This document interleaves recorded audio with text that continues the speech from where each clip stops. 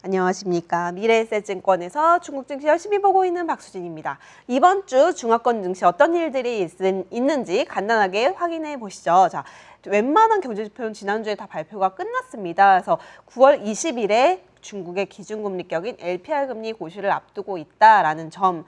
사실 8월 달에 금리 인하가 더 강하게 그 인하폭이 크게 나올 줄 알고 기대를 했었다가 사실 좀 기대감이 많이 꺾였었죠. 그 1년물은 10bp를 낮춰줬지만 5년물을 그대로 유지를 하면서 사실 시장에서 오히려 좀 그 부분에 대한 충격이 있었던 것 같아요. 근데 이번에도 사실은 뭐 이제 MLF 금리도 동결을 했고 뭐 연달아서 금리를 인하해줄 가능성은 높아 보이진 않는다. 그래서 동결 가능성을 우선 예상을 하고 있대. 그래도 지금 먼저 지준율 인하라든지 여러 가지 통화 정책에 준하는 이미 뭐 금리 인하에 준하는 통화 정책들이 계속 나오고 있다라는 점이 이제 뭐 시장에 대한 뭐 반응은 좀 제한적일 것이다. 뭐 미치는 영향도 제한적일 것이다. 그래도 금리 방향은 결정이 어떻게 되는지는 꼭 지켜보셔야 되는 이슈 중에 하나고요. 그리고 이제 중국 외에도 BOJ 통화 정책이라든지 일본이 지금 최근 들어 좀 핫했잖아요. 그래서 통화 정책이 어떻게 나올지 그리고 미국의 9월 PMI 지표가 어떻게 나올지도 같이 지켜보셔야 되는 거고 이런 부분들이 중국과 홍콩 증시에도 같이 영향을 줄 가능성이 높다라는 점 유념해 주시면 좋을 것 같습니다. 자, 이번 주에는 어떤 주제를 준비를 했냐면 사실 중국 얘기하면 계속 이런 주제를 갖고 오는 것 같아서 저도 조금 좀 재미가 없긴 한데 그래도 때가 때이니만큼 자, 소비는 돌아오는 거야 라는 주제를 가져왔습니다. 이제 소비 얘기하는 거 좀 지겨우시죠? 그래도 자, 중국 증시에서는 뭐 중국 경제에서는 어쨌든 소비를 빼놓고는 뭐 얘기할 게 별로 없어요, 사실. 그래서 최근 들어서 좀 소비 지표 관련해서 그래도 유의미한 좀 점들이 눈에 띄고 있어서 이 부분을 말씀드리려고 하고 있고요. 자, 여전히 중국의 경기 부양 정책은 계속 쏟아지고 있습니다. 하루에도 몇 개씩 각 지방 정부별로도 뭐 이런 부동산 정책들도 발표하고 있고요. 그리고 인민은행 지준율도 이미 지난주에 25bp를 인하를 했습니다. 그리고 이제 여기에 더불어서 전기차에 대한 이구안신 정책들도 조금 더 지방 정부에서 뭐 기존 정책에 플러스 이제 각 지방 정부별로 조금 더 보조금을 주는 정책들이 일선 도시 위주로 먼저 나오고 있다라는 점도 좀 긍정적이다라고 보시면 좋을 것 같고요. 자, 그리고 제가 이거를 좀 최근 들어서 소비 지표를 보다가 좀 유의미하다라고 판단했던 지표 중에 하나가 자, 중국의 인당 가처분 소득 누적 증가율과 인당 소비 지출 누적 증가율에 대해서 좀 비교를 해본 차트입니다.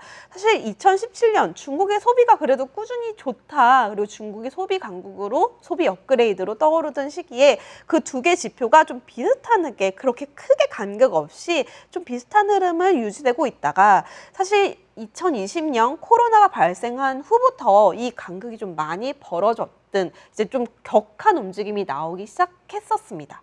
그리고 나서 이제 완전히 제로 코로나를 벗어났고 이제 정상화로 가져가는 와중에 사실 가처분 소득도 이제 2022년 좀 바닥에서 약간 좀 반등하는 모습이 나타났고요. 여기에 더해져서 소비 지출 증가율이 사실 그 가처분 소득 증가율보다 좀 낮게 형성이 되어 있다가 그래도 올해 이제 3월 정도부터는 이 소득 증가율을 추월하는 추세가 나타났다라는 점인데요. 그래도 이제 내가 벌었던 것보다 돈을 쓰겠다는 그 증가율이 조금 더 나타나고 있구나를 저는 좀 긍정적으로 보고 있었고요. 여기에 더해져서 이제 8월에 중국의 소매 판매 지표가 그래도 서프라이즈를 기록을 했습니다. 예상치가 한 2%대에서 3% 정도를 예상을 했는데 그래도 한 4% 정도 나왔다라는 점이 그래도 좀 반등을 하고 있구나라는 점이고요. 그 중에서도 이제 화장품이나 통신기기, 뭐 보석 같은 제품들의 판매량, 소매 판매가 좀 꾸준히 늘어나고 있다라는 점을 좀 저는 눈여겨봤는데요. 최근 들어서 중국의 소비를 나타내는 것 중에 가장 핫한 품목이 아이폰, 그리고 화웨이 신제품 같은 것들이 계속 나오고 있죠. 그리고 화장품도 사실 상반기에 오히려 판매량이 그렇게 좋은 편이 아니었어요. 뭐 이런 6.18 징동데이 이런 것들이 있었음에도 불구하고 화장품 판매량이 그렇게 좋은 증가율에 나타나지 않았는데 그래도 그 지연 소비 가 좀 지금에서야 좀 나타나고 있구나라는 점이 좀 긍정적이고요. 그래서 이런 부분들을 봤을 때 그래도 중국의 소비 자체는 또 예전보다는 분위기가 조금 더 활성화되고 있고 좀 살아나고 있구나를 볼 수가 있고요. 여기에 더해져서 자 이제 9월 말부터 10월 초까지 중국은 8일 동안 쉬는 황금 연휴가 있습니다. 추석이라고 하는 이제 중국의 중추절과 국경절이 딱 맞물리는 황금 연휴에 더 시너지 효과가 나는 그 연휴가 두 개가 겹쳤습니다. 그래서 9월 29일부터 10월 6일까지 8일 연휴를 앞두고 6월 딱 지나고 인민은행에서 이런 서베이를 한번 해요. 그래서 인민은행이 저축을 많이 할 것인가, 그리고 이제 뭐 소비를 많이 할 것인가, 투자를 많이 할 것인가 이런 서베이를 하는 내용도 있고 향후에 이제 돈을 쓴다면 어느 쪽에 조금 더 돈을 쓸 것이냐라고 물어보는 이제 그런 서베이도 있는데 거기서 단연코 이제 급증하고 있는 항목이 여행과 문화 엔터테인먼트 쪽이었다. 특히나 여행 쪽이 굉장히 크죠. 그래서 이런 부분들을 미루어 보고 여기에 황금 연휴까지 더해지다 보니 오히려 이제 이런 여행 수요가 더 극대화될 수 있는 정말 시즌이 도래했다라는 점이고 사실 그 전에 저희가 이제 걱정했던 사실 올해 상반기에도 우리나라가 이제 중국인들 올 거야 이제 코로나도 풀렸는데 중국인들 올 거야라고 생각했지만 그 기대감이 산산조각 났었잖아요. 단체 관광객 허용 국가에 뭐 한국이든 일본이든 미국이든 없었던 요인인데 그래도 이번에 풀렸기 때문에 한국으로 오는 단체 여행객들 수요도 좀 꽤나 늘어날 것이다 라는 점을 기대해 보셔도 좋을 것 같습니다. 중국 국내 여행도 수요가 아마 엄청나게 폭발하고 있다라는 점이고요. 이미 현지 뭐 관련 호텔이라든지 기차, 관광지 입장권이 예약량이 이미 전년 동기 대비 6배 이상 증가를 했다고 합니다. 여기에 더해져서 우리의 기준은 언제냐? 자, 코로나가 아예 없었던 그 시절 2019년 수준까지도 이미 추월하고 있다라는 점이 좀 긍정적이다라고 보시면 좋을 것 같고요. 그리고 여기에 더불어서 해외여행, 제가 뭐 해외여행도 때마다 이제 해외여행 수요가 늘어나고 있어요라고 말씀은 드렸지만 사실 그거 대비해서도 뭐 아까 말씀드렸던 것처럼 단체 여행객이 온전히 허용되지 않았던 그 시기와 지금은 또 어떻게 다를 것인가를 봤을 때 해외여행 여행량이 작년 대비 이미 이제 9월 중순 기준으로 20배 이상 증가하고 있다. 라는 점. 사실 작년 기준으로 했을 때는 별로 의미가 없어요. 그때는 코로나 시기였으니까.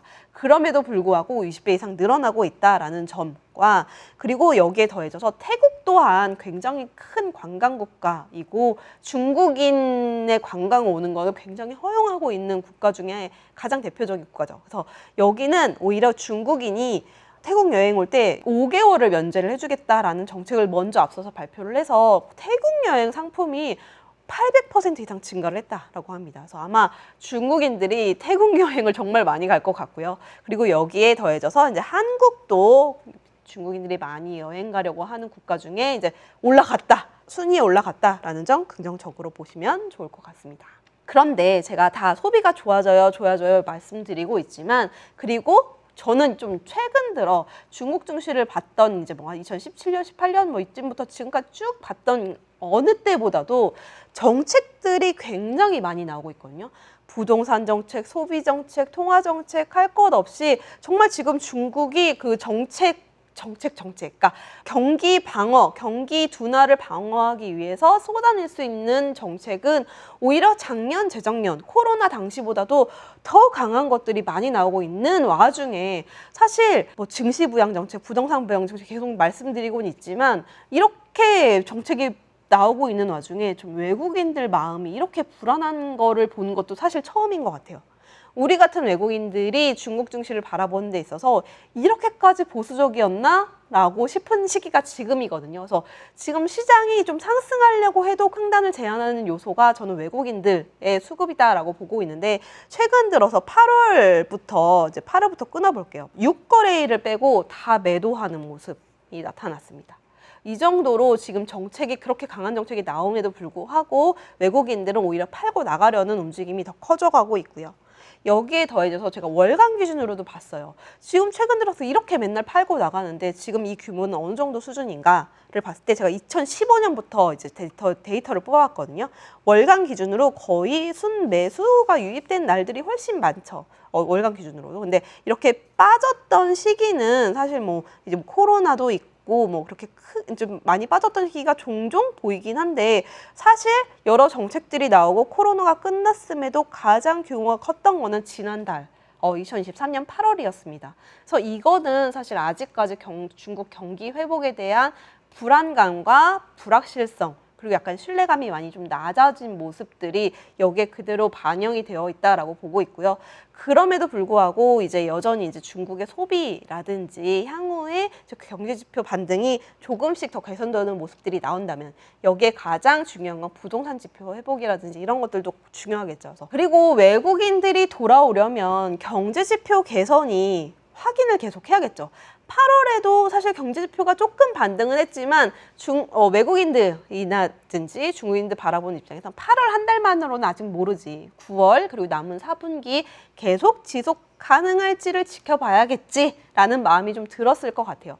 그래도 어쨌든 소비 지표가 개선이 나타났고 그리고 이제 실물 지표 중에서도 생산 쪽에서도 서프라이즈가 나왔거든요. 그래서 이런 부분들이 기업 이익이 또 좋아지고 이런 선순환이 나올 것이다라고 예상을 하고 있고요. 좀 당분간은 소비 관련주라든지 생산에 관련된 여러 가지 상품이 좀 수요가 좀 늘어나고 있거든요. 가격도 다시 반등하고 있기 때문에 시크리컬 쪽도 한번 좀 지켜보시는 게 좋을 것 같아요. 그래서 이런 쪽, 그래서 뭐 시크리컬이라고 하면 어쨌든 건축이라든지 인프라 관련주들이라든지 아니면 뭐 철강 이런 쪽들도 같이 뭐 석탄 이런 쪽들도 최근 들어서 흐름이 나쁘지 않기 때문에 같이 좀 지켜보시는 게 좋을 것 같고요.